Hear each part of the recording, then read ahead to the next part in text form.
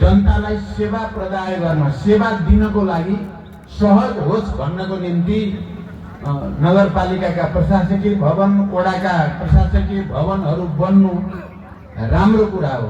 त्यसले झन्डै झन्डै सिंहदरबारको प्रतीकात्मक अर्थ पनि दिन्छ।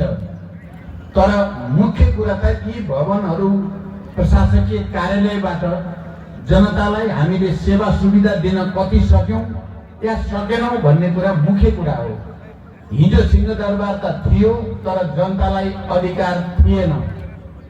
जनताको विकास निर्माणका काम, सामाजिक न्यायसँग सम्बन्धित काम, विभेद र भ्रष्टाचारका विरुद्धका काम हुँदैनथे।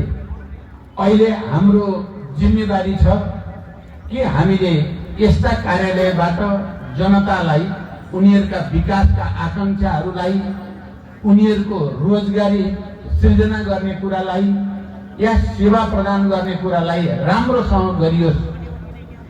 मैले जति बुझेको छु, अहिले त मैले यहाँ व्याख्या